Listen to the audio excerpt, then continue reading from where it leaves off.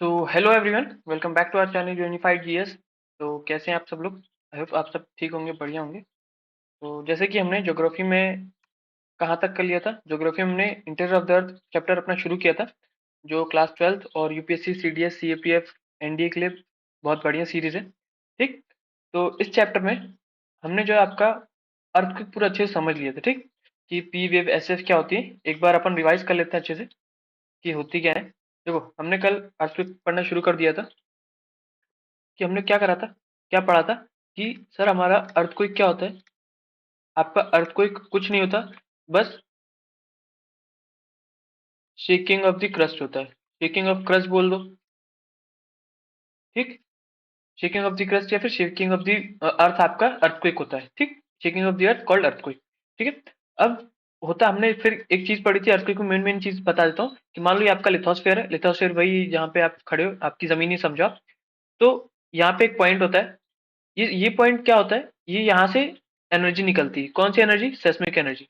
अर्थ किससे डिनोट होती है? सेस्मिक एक्टिविटी से सेस्मिक एनर्जी निकलती है। ठीक, कैसे निकलती है अभी इसके बारे में हम पढ़ेंगे कि जब प्लेट्स टकराती हैं या फिर मूव ऑन करती हैं किसी पॉइंट के दौरान, मतलब किसी पॉइंट से, तो उनसे एक एनर्जी निकलती है। ठीक, अब वो एनर्जी कहाँ से निकलती है, इसको हम क्या बोलते हैं? इसको हम बोलते हैं फोकस या फिर हाइपो सेंटर बोलते हैं। ठीक, इस पॉइंट से एनर्जी निकल रही है। ठीक, एनर्जी निकल रही है तो दो टाइप की वेव निकलती है। मतलब ऐसा नहीं कि सिर्फ ऊपर जाती है, अगल बगल भी जाती है, पर सबसे ज्यादा जो इंटेंसिटी क्रिएट होती है वो उसके जस्ट ऊपर होती है, इस पॉइंट पे। इस पॉइंट का हम क्या बोलते हैं? इस पॉइंट का हम बोलते हैं एपी सेंटर। AP centre. ठीक, अब हमने और क्या पढ़ा था कि सर वेव्स इसमें दो टाइप की होती हैं। वेव्स जो होती हैं आपकी दो टाइप की निकलती हैं। कौन सी? एक होती है आपकी बॉडी वेव्स और दूसरी सर आपकी होती है सरफेस वेव्स। ठीक, दो टाइप की होती है। बॉडी वेव में सर कौन कौन सी होती है? दो वेव्स होती है इसमें भी। एक होती है पी पी वेव्स, एक होती है S waves. P for primary, S for secondary. ठीक, प्राइमरी वेव्स पहली होती है निकलने वाली। ठीक, इसके बाद ये दूसरी होती है। उसके बाद जब ये वेव्स सरफेस पे पहुंच जाती है ना, तब इसको हम बोलते हैं सरफेस सरफेस वेव्स। तो मतलब ये थर्ड वेव होती है पहुंचने वाली। ठीक, फिर हमने इसके बारे में और क्या पढ़ा था कि तीनों स्टेट में ट्रैवल कर सकती है, भले चाहे वो सॉलिड में सबसे ज्यादा, लिक्विड में सबसे कम और गैस में सबसे कम। वहीं अगर सेकेंडरी वेव की बात करें तो सेकेंडरी वेव सिर्फ और सिर्फ सॉलिड में ट्रैवल करती है। और सरफेस वेव्स की बात करें तो सरफेस वेव्स भी सिर्फ और सिर्फ सॉलिड में ट्रैवल करती है। ये भी पढ़ लिया था हमने। ठीक, उसके बाद हमने क्या पढ़ा था कि सबसे ज्यादा डिस्ट्रक्टिव कौन सी होती है? सबसे ज्यादा डिस्ट्रक्टिव आपकी ये होती है। ठीक, ये मेन मेन हमने पढ़ी थी। ये दोनों उतनी डिस्ट्रक्टिव नहीं होती। सबसे ज्यादा वेव्स कौन सी डिस्ट्रक्टिव होती है, जो कि आपके पूरे बिल्डिंग घर वर को उखाड़ देती है, उसको हम क्या बोलते हैं? उसको हम बोलते हैं सरफेस वेव। ठीक सर, यहाँ तक पढ़ लिया था हमने। ठीक है, और फिर हमने पी और एस की शेडो जोन भी देखी थी। शेडो जोन क्या होती है सर? कि जहाँ पे वो ये वेव्स नहीं ट्रैवल करती। इसी से हमें पता पड़ा थी कि कहाँ हमारा जो अंदर का जो अर्थ है वो किस किस से बना है। ठीक, जो क्रस्ट मेंटल कोर है उसी इसी चीज से हमको ज्यादा अच्छे से पता पड़ा था। किसको? हमको, मतलब साइंटिस्ट को। ठीक, तो पी वेव्स की शेडो जोन क्या होती है? 105 से 145 तक। और एस वेव की सिर्फ 105 टू 105 रहती है। ठीक, मतलब यहाँ से लेकर यहाँ तक इनकी शेडो जोन बनती है। इसके बीच में ये वेव्स ट्रेवल नहीं करती। और 105 से लेकर 105 तक ट्रेवल होती है, इसके अंदर एस वेव्स ट्रेवल नहीं करती। ठीक, और हाँ, हम एक चीज तो भूल गया कि हमने एक डायरेक्ट सोर्स भी देखा था और इनडायरेक्ट सोर्स भी देखा था। डायरेक्ट सोर्स में आपका क्या था? रॉक्स थे। डायरेक्ट सोर्स मतलब कि हमें पता कैसे पड़ा कि अर्थ के अंदर क्या क्या है? रॉक्स थे उसमें। और फिर क्या थी? माइनिंग थी। इनडायरेक्ट सोर्स में हमारी ग्रेविटेशनल फील्ड थी, मैग्नेटिक फील्ड थी, और ये अपना अर्थक्वेक था। ठीक, उसी के बारे में अपन लोग आगे पढ़ रहे थे। ठीक सर, तो आज अपन उसी के आगे पढ़ेंगे। ठीक, ये अर्थक्वेक वेव्स पढ़ ली थी हमने। ठीक, ये कि सबसे पहले कौन आता है? पी आती है, फिर एस वेव्स आता है। पी सबसे पहले आती है, फर्स्ट अराइवल वेव्स होती है आपकी। ठीक, फर्स्ट अराइवल वेव्स होती हैं आपकी। फिर एस वेव उसके बाद आती है, सरफेस वेव्स उसके बाद आती है, सबसे देर बाद आती है, और सबसे ज्यादा डिस्ट्रक्टिव ये होती है। ठीक, हमने शेडो जोन भी देख लिया था कि ये देखो 105 से लेकर 145 तक पी वेव्स की शेडो जोन होती है। ठीक, और आपकी एस जोन की जो शेडो जोन होती है वो 105 टू 105 रहती है। ठीक है, शेडो जोन मतलब कि जहाँ पे वो वेव्स नहीं आ पाए। ठीक, हमने फिर ये भी देखा था कि एस एफ सर्फेस सॉलिड में ट्रैवल करती है। इसी वजह से हमें पता पड़ा था कि यहाँ पे भैया सॉलिड तो नहीं है, यहाँ पे कुछ नहीं तो लिक्विड होगा, इसलिए उसके यहाँ पे ट्रैवल नहीं कर पा रही है। ठीक है सर, अब आज हमें कहाँ से पढ़ना है? आज हमें पढ़ना है मेजरिंग ऑफ अर्थक्वेक से पढ़ना है। ठीक, तो स्टार्ट करते हैं। The earthquake event are scaled इधर अकॉर्डिंग टू द मैग्नीट्यूड और इंटेंसिटी ऑफ द शॉक। देखो क्या बोल रहा है कि सर आप अर्थक्वेक को ना दो चीज में मेजर कर सकते हो। कौन कौन से में? एक आपका सर मैग्नीट्यूड, दूसरा इंटेंसिटी। मैग्नीट्यूड मतलब एक लेंथ समझ लो या फिर एक न्यूमेरिकल वैल्यू समझ लो, और इंटेंसिटी मतलब कि जब हो चुका अर्थक्वेक आ गया तो उसने कितना ज्यादा तबाही मचाई, उस हिसाब से आप देख के उसकी इंटेंसिटी बताते हो। ठीक, तो the magnitude scale is known as Richter scale. तो मैग्नीट्यूड को निकालने के लिए हम किससे नापते हैं? रिक्टर स्केल से। The magnitude relates to the energy release during the quake. The magnitude is express in number 0 to 10। ठीक, मतलब ये एक न्यूमेरिकल वैल्यू बताता है। The intensity scale is named after Mercalli and Italian seismologist. तो intensity आपकी कौन सी स्केल बताती है? मर्कली स्केल बताती है। मैग्नीट्यूड आपकी Richter scale, intensity Mercalli scale. The intensity scale takes into account the visible damage caused by the event. जितना damage हुआ, जितना विजिबल डैमेज हो, उस हिसाब से वो बताती है कि सर आपकी इंटेंसिटी कितनी थी, मतलब आपकी नहीं, अर्थक्वेक की। ठीक है, the range of intensity scale is from 1 to 12। Magnitude का 0 to 10 और इसका 1 to 10। इस चीज में आपको बस खाली इतना समझना है कि सर मैग्नीट्यूड को नापने के लिए आपकी कौन सी? रिक्टर स्केल, और इंटेंसिटी को नापने के लिए आपकी मर्कली स्केल। ठीक, बस आगे बढ़ते हैं। अब देखो अर्थक्वेक आ गया, अब इससे कौन कौन से इफेक्ट होते हैं। देखो ये हमें मालूम कि अर्थक्वेक अपना नेचुरल हैजार्ड है। ठीक, ऐसा नहीं कि किसी ने पेड़ तोड़ दिया तो अर्थक्वेक आ जाएगा। तो पहला है ग्राउंड शेकिंग।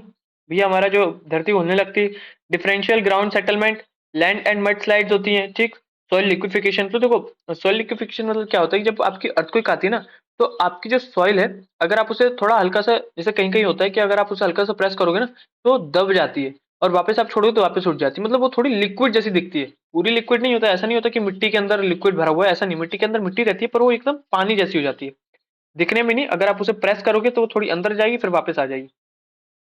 ठीक, फिर आता है ग्राउंड लर्चिंग।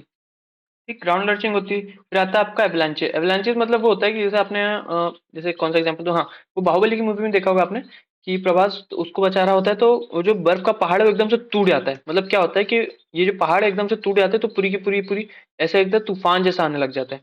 ठीक, एवलांचे वही होता है कि एकदम वो स्लाइड हो जाती है, खिसक जाती है पूरा पहाड़। ठीक, वही होता है। फिर ग्राउंड डिस्प्लेसमेंट, फ्लड्स आ जाते हैं from dams, fires, structural collapse, falling object, और सुनामी। सुनामी कैसा आता है हम उसके बारे में डिटेल में करेंगे। सबसे पहले एक अपन टॉपिक शायद छोड़ दिए, हाँ, ये हमने किया नहीं था, इसको कर लेते हैं। Types of earthquake. ठीक, टाइप्स ऑफ अर्थक्वेक। पहले क्या बोलता है? The most common ones are the tectonic earthquake, these are generated due to sliding of rocks along of fault plane. देखो अब टाइप्स ऑफ अर्थक्वेक में आपका पहला टाइप क्या है? Tectonic earthquake. टेक्टोनिक अर्थक्वेक मतलब आप ये समझो कि आपके इधर प्लेट्स हैं, जैसे हमारे इसमें बहुत सारे प्लेट्स हैं, तो वही प्लेट्स अगर खिसकते हैं, एक दूसरे से दूर जाते हैं या एक दूसरे से टकराते हैं तो इनमें एनर्जी रिलीज होती है। ठीक, इस एनर्जी की वजह से आपका क्या आता है? इस एनर्जी की वजह से आपका अर्थक्वेक आता है। इसकी वजह से हम इसको क्या बोलते हैं? Tectonic earthquake. ठीक, सेकंड बात करते हैं, special class of tectonic earthquake is sometimes recognised, sometimes क्या बोल रहा है? Sometimes recognised as volcanic earthquake, however these are confined to areas active volcanoes. देखो अभी क्या बोल रहा है, जैसे आपने वॉल्केनो देखा होगा, तो वॉल्केनो में क्या होता है कि जो आपका मैग्मा होता है, ठीक, अंदर जो मैग्मा होता है वो आता रहता है और बाहर ऐसे फूट के निकल जाता है। ठीक, तो इसकी वजह से अगल बगल के जो लैंड्स होते हैं, जो वहाँ के लैंड्स होते हैं, वहां पे वो थोड़ी शेक होने लगते हैं। ठीक, तो उसको क्या बोल देते हैं? अर्थक्वेक होते हैं। ये जनरली कहाँ पे होता है? जो एक्टिव वॉल्केनोस होते हैं वहां उनके अगल बगल होता है। ठीक, सेकंड टाइप ये हो गया। अब बात करते हैं अपन थर्ड टाइप की। थर्ड टाइप में क्या बोलता है वो? In the areas of intense mining activity sometimes the roof of underground mines collapse causing minor tremors, these are called collapse earthquake. देखो अब क्या बोल दिया, देखो हमारे इधर में बहुत सारी माइनिंग होती है, तो मान लो ये आपका ये है। अब आपने सर माइनिंग करी अंदर 1-2 किलोमीटर के, मतलब बहुत अंदर अंदर आपने यहाँ तक माइनिंग कर दी। ठीक, इसको पूरा निकाल दिया, यहाँ से पूरी मिट्टी जो भी आपको चाहिए था आपने निकाल दिया और मिट्टी पूरी खाली हो गई। तो ये जो ऊपर का जो ब्लॉक है, ये ऊपर की जो लैंड है, अब वो कहाँ जाएगी? जब नीचे का पूरा सरफेस ही हट गया तो कहाँ जाएगी? वो नीचे जाएगी। अब जब नीचे जाएगी तो पूरा का पूरा सिस्टम पूरा हिल जाएगा, है नहीं? सिस्टम हट जाएगा पूरा। ठीक, तो पूरी मिट्टी दब जाएगी अंदर, तो अर्थ को शेक होने लग जाएगा, फिर से क्या आ जाएगा आपका? अर्थक्वेक आएगा। वैसे गवर्नमेंट की तो ये पॉलिसी रहती है कि जब भी आप माइनिंग करते हो तो जहां से आपने पूरी मिट्टी है, जो भी आपको काम है वो निकालने के बाद उसमें पूरी आप मिट्टी भर दें, ताकि फिर वो बाद में जो है वो दिक्कत ना दे। ठीक, इसी को हम क्या बोलते हैं? Collapse earthquake.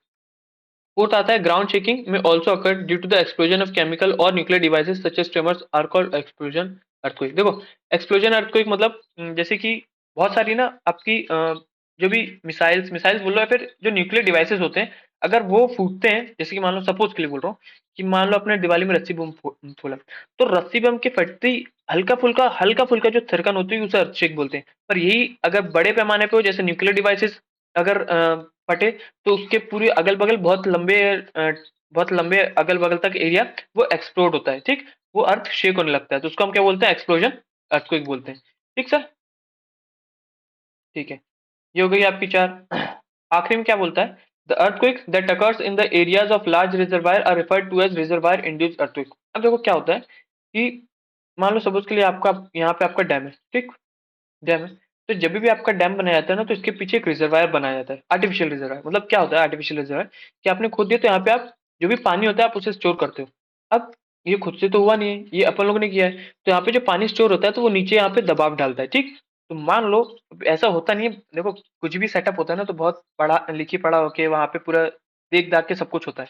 ऐसा कभी नहीं होता, बट फिर भी हो जाता है।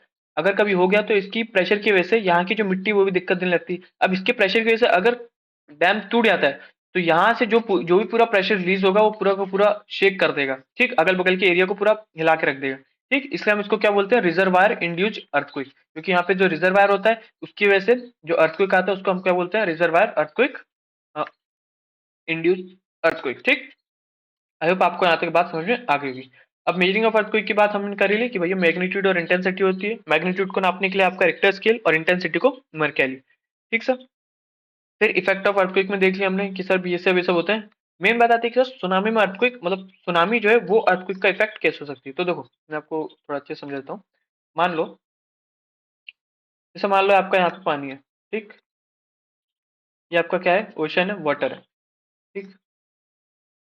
अब यहाँ पे कहीं ओशन के कहीं यहाँ पे कहीं एक पॉइंट है, फोकस है, किसका, अर्थक्वेक का फोकस है। अगर मान लो यहाँ पे, अब सर ऐसा तो है नहीं कि सी है तो अंदर ही अंदर सी है, कहीं ना कहीं तो सी बेड आएगा। ठीक, मान लो यहाँ पे इसका सी बेड है और यहीं पे एक अर्थक्वेक का एक पॉइंट है। मतलब यहाँ पे मान लो ये तो प्लेट टकराई या कुछ भी हुआ, तो यहाँ से दो प्लेट टकराई, यहाँ से एनर्जी रिलीज हुई, हो रही है, ये पूरी एनर्जी रिलीज कहाँ तक जाएगी, ऊपर तक जाएगी। अब एनर्जी रिलीज होने के कारण आपका जो पानी है वो कुछ ऐसा दिखने लग जाएगा, ठीक। जब एनर्जी रिलीज हुई तो आपका पानी कुछ ऐसा दिखेगा। फिर ये पानी क्या करेगा, इस पानी को ढकेलेगा, इधर भी ढकेलेगा। ऐसे ही करते करते जब बार बहुत तेजी से एनर्जी रिलीज होगी भैया, क्योंकि इसी के ऊपर क्या है, आपका एपिसेंटर है और ये क्या है, आपका फोकस है। फोकस से सबसे तेजी में इंटेंसिटी कहाँ पे जाती है, एपिसेंटर पे। अब बार बार रिलीज होगी तो इसकी इसकी स्पीड भी तेज हो जाएगी। जब इसकी स्पीड तेज हो जाएगी तो क्या ला देगी, ये किस में कन्वर्ट कर देगी सर, आपका ये आपका कन्वर्ट कर देगी सुनामी में। ठीक, तो इसकी वजह से सुनामी आता है। देखो ऐसा नहीं कि जैसे इतना ध्यान रखिए कि आपके जो अर्थक्वेक है वो आते रहते हैं, बस फर्क क्या पड़ता है कि जैसे अभी भी हम पढ़ रहे हैं तो अभी बहुत सारे अर्थक्वेक आके चले गए होंगे। ठीक, जैसे मान लो जापान है, जापान में बहुत अर्थक्वेक आते रहते हैं, पर ऐसा तो है नहीं कि जापान में अर्थक्वेक आएगा तो अपने इधर भी इधर का टूट जाएगा। वो डिपेंड करता है कि उसकी इंटेंसिटी कितनी है। अगर मान लो जापान सपोज के लिए इधर है, इंडिया इधर है, तो इसकी इंटेंसिटी यहाँ तक आने में बहुत ही ज्यादा कम हो जाएगी, इसलिए यहाँ पे कोई दिक्कत नहीं होती। पर सबसे ज्यादा इंटेंसिटी कहाँ पे होगी, इसकी एपिसेंटर पे, इसलिए सबसे ज्यादा हर्ट कहाँ पे होता है, सबसे ज्यादा डिस्ट्रक्टिव चीज कहाँ पे होती है, जापान में होती है। ठीक सर, आगे बढ़ते हैं, पढ़ लेते हैं। The first six listed above the have some bearings upon landform, जो कि पहले की छह वो लैंडफॉर्म थे, while other may be considered the effect of causing immediate concern to the life and properties of people in the region. The effect of tsunami would occur only if the epicentre of the tremor, मतलब तभी होगा जब epicentre of the tremor is below oceanic water, कि जब ocean water के just नीचे ही आपका focus हो, ठीक, and the magnitude is sufficient high, और जिसका मैग्नीट्यूड बहुत ज्यादा हो। सुनामी और waves generated by the tremors and not an earthquake in itself. So the actual quake activity lasts for a few seconds. Its effects are devastating provided the magnitude of quake is more than 5 on the Richter scale. देखो generally जो उतने नहीं होते, but 5 से ज्यादा जो होते हैं वो ज्यादा डिवासिबल होते हैं। ठीक सर, 5 से क्या, 5 से तो नहीं मानो, मतलब हाँ 5 मानो तो भी डिवासिबल होते हैं। अब बात करता है वो फ्रीक्वेंसी ऑफ अर्थक्वेक अकरेंस की। देखो जैसे ये देखो, जैसे मान लो यहाँ पे आपका फोकस है। अब इसकी इंटेंसिटी सर जा रही, पूरी जा रही, जहां पे इसका मेन होगा, जहां पे इसका एकदम एक्चुअल में एपिसेंटर होगा, वहीं पे ज्यादा तेज अर्थक्वेक आएगा। अब ये जा रहा है पूरा, ये जा रहा है, ये जा रहा है, यहाँ तक आते आते इसकी जो इंटेंसिटी बहुत लो जाती है, इसलिए यहाँ पे अर्थक्वेक प्रभाव नहीं कर पाता है। ठीक, बात समझ आएगी सर, आई क्या बोल रहा है। Frequency of earthquake occurrence, the earthquake is a natural hazard, if a tremor of high magnitude takes place it can cause heavy damage, ठीक है, to the life and property of the people. Earthquake भैया natural hazard है, अगर ज्यादा तेज हुआ तो पूरी damage कर देता है लाइफ और प्रॉपर्टी को। However However, not all the parts of the globe necessarily experience major shock. We shall be discuss the distribution of earthquake and volcanoes with some detail in the next. उसने यही बोला कि sir ऐसा नहीं है कि अगर किसी एक जगह है तो पूरी ग्लोब को ही वो उठा के रख दे, डिस्टर्ब कर दे, ऐसा नहीं, जहाँ पे उसकी ज्यादा इंटेंसिटी होगी सिर्फ वहीं पे होगा। ठीक सर। अब क्या बोल रहा है next chapter, note that quick मतलब earthquake of high magnitude that is 8+ are quite rare. देखो 8+ के होते हैं वो बहुत ही ज्यादा डिस्ट्रक्टिव होते हैं, ठीक। आते बहुत कम है, रेयर होते हैं, मतलब 1-2 साल में कभी एक बार, पर जब भी आते हैं 8+ के तो बहुत ज्यादा डिस्ट्रक्टिव होते हैं। once in 1 and 2 years whereas those of tiny types occur almost every minute। और बाकी छोटे छोटे अर्थक्वेक आते हैं वो तो हर 1-2 मिनट में आए रहते हैं, अभी भी आप पढ़ रहे हो तभी भी आके जा चुका होगा। ठीक सर। अब इतनी बात समझ में आ गई सर, अर्थक्वेक का पूरा चैप्टर खत्म हो गया। हमने एक बार फिर से बता देते हैं हमने इसके बारे में क्या कर लिया। उसके बारे में अर्थक्वेक में आपने पीवेव देख ली, एसवेव देख ली, सबसे ज्यादा डिस्ट्रक्टिव कौन सी होती है, आपकी सरफेस वेव्स होती है। मेन आपका क्या है, कौन कौन किस में ट्रांसफर करती है, ठीक, मतलब किस में ट्रेवल करती है, सॉलिड लिक्विड गैस में कौन करता है, सिर्फ सॉलिड में कौन करता है। ठीक। उसके बाद हम किस में मेजर करते हैं, कितने टाइप की अर्थक्वेक होती है, मेजर हम मैग्नीट्यूड और इंटेंसिटी में, मैग्नीट्यूड आपका रिक्टर स्केल, इंटेंसिटी आपके मर्केली स्केल। ठीक। 8+ आपका बहुत ही ज्यादा डिवास्टेबल होता है, हालांकि वो रेयर होता है, 1-2 साल में कभी एक बार आ जाता है, बाकी तो हर छोटे मोटे आपके साथ आते ही रहते हैं। ठीक। अब हमारा न्यू टॉपिक क्या है, अब आपका न्यू टॉपिक है इंटेंसिटी ऑफ द इंटेंसिटी बोल रहा स्ट्रक्चर ऑफ द अर्थ। ठीक।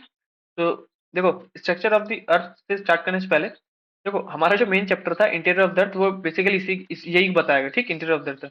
ये सब जो हमने अर्थक्वेक पढ़ा ये हमने जाना कि इसकी वजह से, इसकी हेल्प से हमें एक्चुअल में इंटीरियर ऑफ द अर्थ क्या था उसके बारे में हमें कैसे पता पड़ा। ठीक। तो अब सब अर्थक्वेक हमने जान लिया, उसके बारे में अच्छे से पढ़ लिया, तो अब हमें पता पड़ गया कि अर्थ के अंदर क्या है। पढ़ना शुरू करते हैं। तो देखो पहला क्या है आपका क्रस्ट। देखो उससे पहले मैं आपको एक डायग्राम दिखा देता हूँ। देखो आपका ना ये कुछ अर्थ ऐसा है जिसमें क्या होता है, सबसे पहले क्रस्ट होती है, फिर मेंटल होता है, क्रस्ट होता है, मेंटल होता है, फिर कोर होता है। ठीक। ये क्रस्ट सबसे ऊपर वाली क्रस्ट, फिर मेंटल, फिर अंदर वाला कोर। आप कुछ इसे ना एग शेप का समझो, जैसे मान लो ये देख लो, आप इसे देख सकते हो, ये अच्छा दिखा रहा है। ठीक। क्रस्ट, मेंटल और कोर, बाकी इनर आउटर बाद में समझा दूंगा मैं। तो आपका अर्थ कुछ इस टाइप का बना है। ठीक। पढ़ते हैं अपन क्या बोलता है, सबसे पहले बात करते हैं the crust. It is the outermost solid part of the अर्थ। अच्छा इससे जानने से पहले मैं आपको बता ही देता हूँ कि देखो डायग्राम बना ही लेते हैं अपन। देखो सर बिल्कुल ध्यान से समझो। मान लो ये आपका क्या है, क्रस्ट है। क्या है सर आपका, क्रस्ट, क्रस्ट। ये आपका सी बेड, सी बेड मतलब ये सी है। अब ऐसा तो है नहीं कि भैया सी के नीचे अंदर अंदर जाओगे तो खाली पानी मिलेगा, एक टाइम पे कहीं ना कहीं तो मिट्टी आएगी या फिर सी बेड आएगा ही, तो उसी को सी के नीचे सी, ये सी है और ये नॉर्मल आपका है। ठीक। आपका क्रस्ट जो है वो यहाँ तक आता है, सपोज के लिए, सपोज के लिए क्या, ये यहाँ तक क्या है क्रस्ट। उसके बाद सर आपका क्या आएगा, उसके बाद आपका आएगा मेंटल, या फिर इसको इधर लिख लो, सॉरी, ये सर आपका क्या है, ये आपका मेंटल, बिल्कुल ध्यान समझो कोई दिक्कत नहीं आएगी। ये सर आपका कोर, तीन चीज में डिवाइड है, क्रस्ट, मेंटल, कोर। क्रस्ट में तो क्रस्ट डिवाइड है, उसके बाद मेंटल में दो चीज में डिवाइड है, एक अपर मेंटल, एक लोअर मेंटल। कोर भी दो चीज में डिवाइड है, एक आउटर कोर और एक इनर कोर। अब देखो ये सब जो है ना वो पूरे मिले हुए नहीं है, इनके बीच की एक डिसकंटिन्यूटी हमने नाम दिए। ठीक। क्या नाम दिए, डिसकंटिन्यूटी नाम दिए कि क्रस्ट और अपर मेंटल की discontinuity, upper mantle lower mantle की discontinuity, lower mantle outer core की डिसकंटिन्यूटी, आउटर कोर और इनर कोर की डिसकंटिन्यूटी। ठीक सर। एक और चीज यहाँ पे ध्यान देने वाली बात है कि अपर मेंटल में एक लेयर पाई जाती है जिसको हम क्या बोलते हैं, एस्थेनोस्फियर। जिसको हम क्या बोलते हैं, एस्थेनोस्फियर बोलते हैं सर। क्या बोलते हैं, एस्थेनोस्फियर बोलते हैं। अब डिसकंटिन्यूटी क्या होती है, एक होती है आपकी कॉनराड, स्पेलिंग थोड़ा दिक्कत हो सकती है, डिसकंटिन्यूटी। डिसकंटिन्यूटी मतलब ये समझो कि जैसे दो चीज मिली नहीं है, उनके बीच में जो डिवाइड कर रहा है उसी को हम डिसकंटिन्यूटी बोलते हैं, डिसकंटिन्यूटी। ठीक। दूसरा जो है ये आपका मोहो डिसकंटिन्यूटी। ठीक। तीसरा जो है रेपिडिटी, डिसकंटिन्यूटी। ये जो है आपका गटन्सबर्ग डिस्कंटिन्यूटी। और लास्ट जो है, जानता हूँ राइटिंग थोड़ी खराब आ रही है बट फिर भी, गटन्सबर्ग हुई, और उसके बाद ये आपका लेमन, लेमन डिसकंटिन्यूटी। ठीक, अगर देखो मैं आपको इमेजेस दिखा दूं, अ,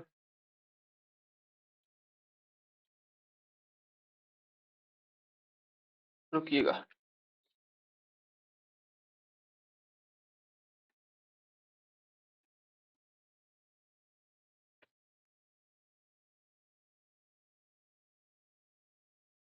ये देखिए,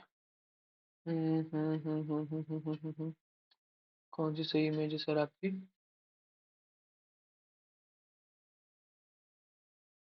इसे ही देख लो यार आप।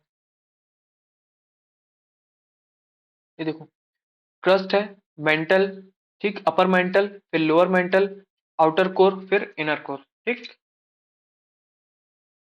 ये crust, upper mantle, lower mantle, outer core for inner core. ठीक सर, उसके बाद ये किस किस में divide, Conrad discontinuity between upper and lower crust. Upper and lower crust मतलब होता नहीं है, सिर्फ उसको इस वजह से बोला जाता है क्योंकि जो सी बेड है ना उसको बस हम लोअर क्रस्ट बोल देते हैं, और कोई ऐसी बड़ी चीज नहीं है।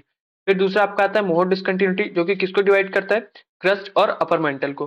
फिर आता है आपका रेप्टिटी, जो कि अपर मेंटल और लोअर मेंटल को। फिर आपका आता है गटन्सबर्ग, जो कि लोअर मेंटल और आउटर कोर को। फिर आता है आपका लेमन, जो कि आउटर कोर और इनर कोर को डिवाइड करता है। ठीक सर, ये आपकी डिसकंटिन्यूटी। ठीक, आई होप आपको समझ में आ गया होगा। देखो, इसको याद करने के लिए ना बस एक छोटी ट्रिक है, मैंने किसे याद करी थी, कुमारी गर्ल। इंग्लिश में ही लिख लो यार, इंग्लिश में ही लिख लीजिए, कुमारी ना, कुमारी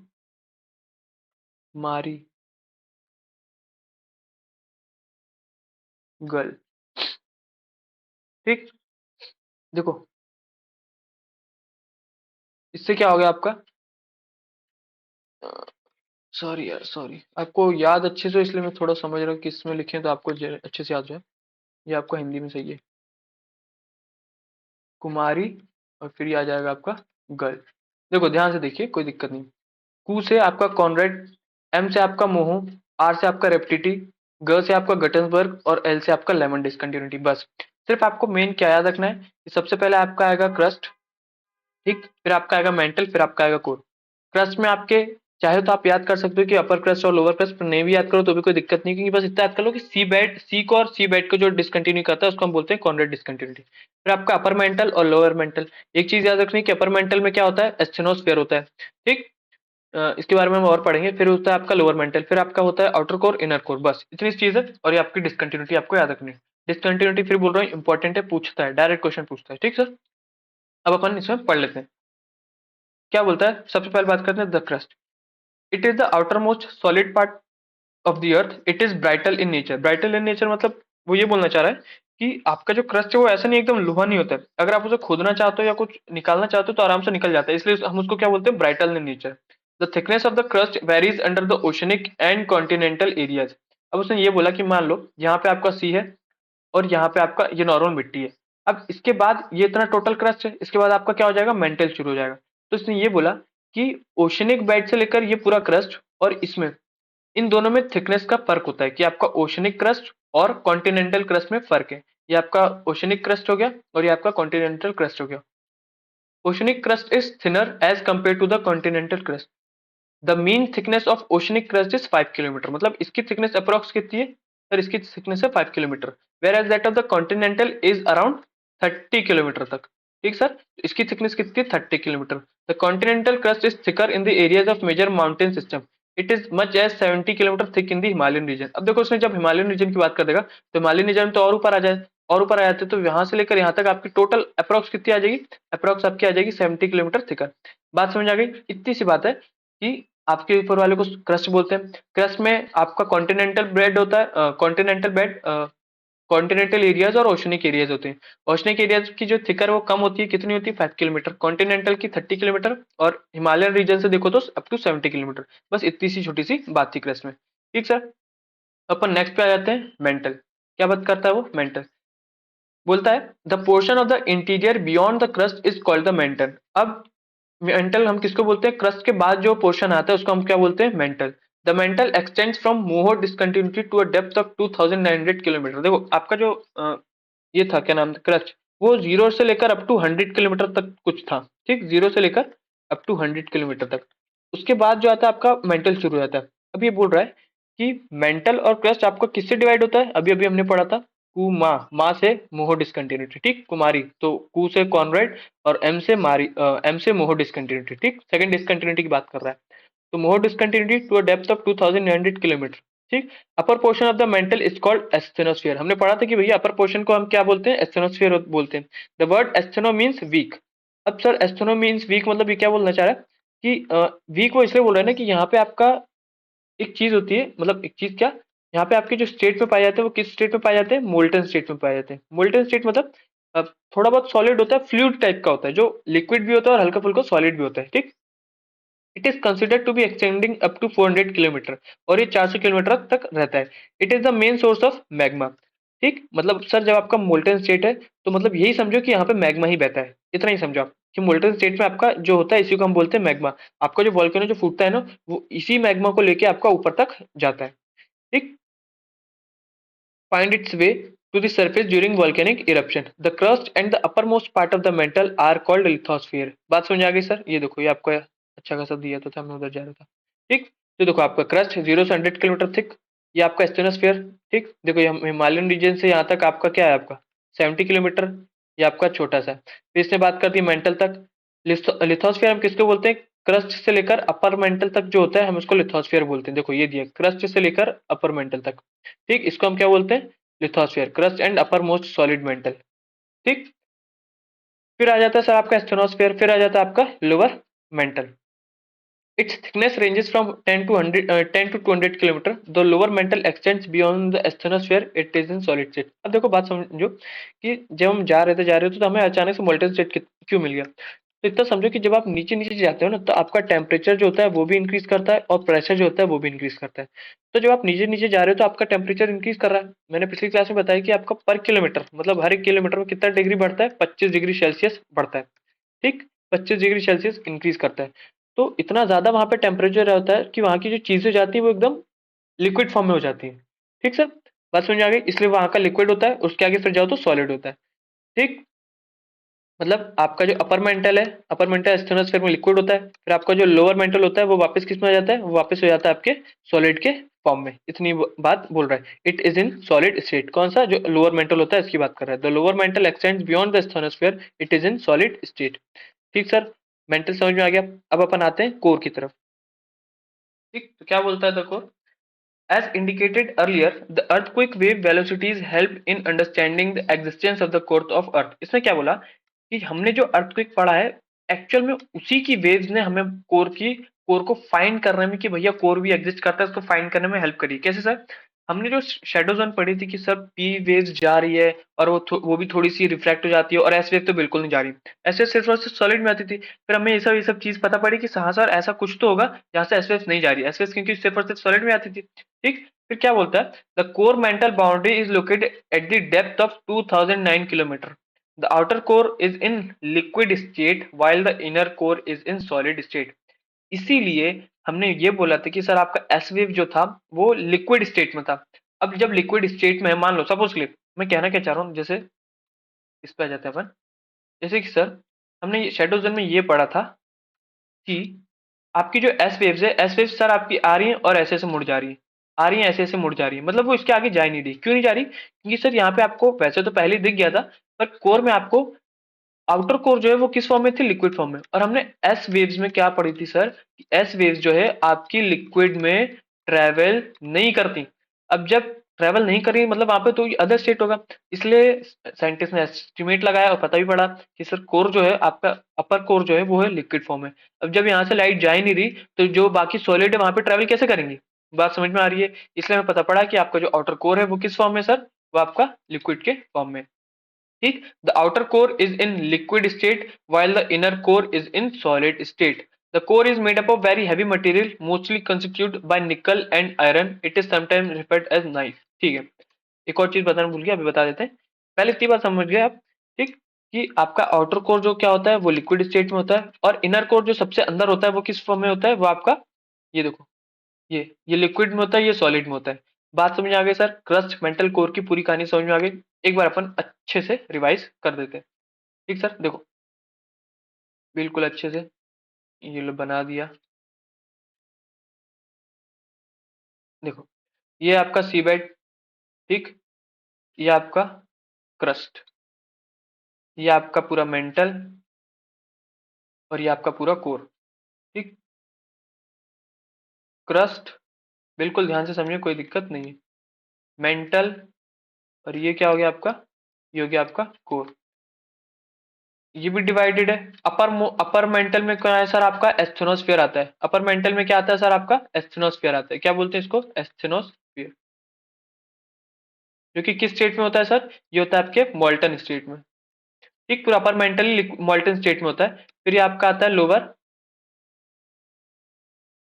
फिर ये आपका आता है लोअर मेंटल, फिर यहाँ पे आपका आता है आउटर कोर, और अंदर आता है इनर कोर।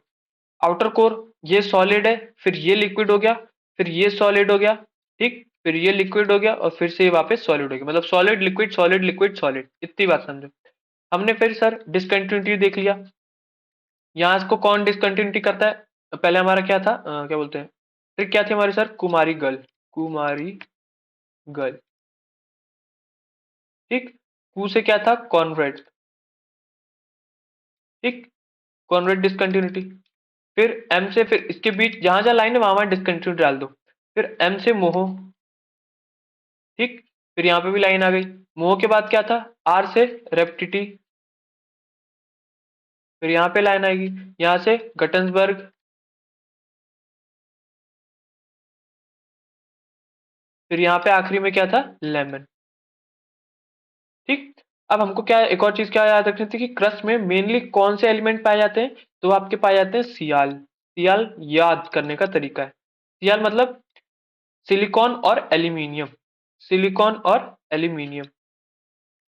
ठीक, याद करो, देखो याद करने का तरीका कि सर सियाल एक जानवर होता है जो कि लैंड पे ही पाया जाता है। ठीक, तो क्रस्ट पे है, तो क्रस्ट पे सियाल मतलब सिलिकॉन और एल्यूमिनियम। वहीं अगर पूरे मेंटल की बात करें तो मेंटल में आपका क्या पाया जाएगा, तो वो पाया जाएगा आपका सीमा, सीमा, एस आई से सिलिकॉन और एम से मैग्नीशियम। ठीक, इधर बात करोगे तो आपका क्या पाया जाएगा, नाइफ। नाइफ मतलब निकल और फेरस, निकल और फेरस मतलब निकल और आयरन बोल दो, या फिर निकल और फेरस बोल दो। बात समझ में आ गई? इतनी आपकी टोटल क्रस्ट मेंटल कोर की इतनी पूरी एक ही स्लाइड में, ये पूरी मेन चीज थी। क्रस्ट मेंटल कोर, कौन कौन से इसमें डिसकंटिन्यूटी, वो कौन कौन से एलिमेंट पाए जाते हैं उसकी बात हो गई। ठीक, और कौन कौन से स्टेट में पाए जाते हैं कि सर यहाँ पे लिक्विड, यहाँ पे सॉलिड, यहाँ पे लिक्विड। सियाल मतलब सिलिकॉन एल्यूमिनियम, सिर्फ और सिर्फ क्रस्ट में जनरली ये मेनली ज्यादा पाए जाते हैं। मेंटल में कौन सा एलिमेंट, सिलिकॉन और मैग्नीशियम। कोर में ज्यादा कौन सा एलिमेंट, निकल और फेरस। ठीक, बात समझ आ गई सर? ठीक, अच्छा तीसरी बात की सर आउट इनर कोर जो है वो इतना सॉलिड क्यों होता है, क्योंकि हमने बात करी थी कि टेम्परेचर के साथ साथ प्रेशर भी बहुत बढ़ता है। जैसे जैसे आप अंदर जाओगे तो आपका टेम्परेचर भी बहुत तेज बढ़ रहा है और प्रेशर भी बहुत तेज बढ़ रहा है। तो जब आप इतना पूरा भार लेके चल रहे हो तो कोई भी चीज एकदम सॉलिडिफाइड हो जाती है। ठीक, इसलिए आपका इनर कोर जो है वो किस फॉर्म में है, वो आपका सॉलिड फॉर्म के स्टेट में। ठीक है, तो आई होप मैंने आपको जितना पढ़ा है उतनी बात समझ में आ गई। ठीक, इसके आगे का जो चैप्टर है ये वो है आपका वॉल्केनो एंड वॉल्केनिक लैंडफॉर्म। ठीक, तो इसको हम नेक्स्ट क्लास में करेंगे। ठीक है, तो आई होप मैंने आपको जितना पढ़ाया होगा आपको बहुत बढ़िया तरीके से समझ में आएगा। समझ में आएगा, वीडियो हेल्पफुल है तो प्लीज सपोर्ट करिए यार, लाइक करें, शेयर करें, सब्सक्राइब करें। ठीक, और दूसरों को भी बताएं कि ठीक है कि यूपीएससी के लिए और सीडीएस के लिए ये चैनल बहुत हेल्पफुल रहेगा। ठीक, तो आज यहीं पे खत्म करते हैं, नेक्स्ट क्लास में फिर मिलेंगे अगली वीडियो के साथ। तब तक के लिए जय हिंद, जय भारत।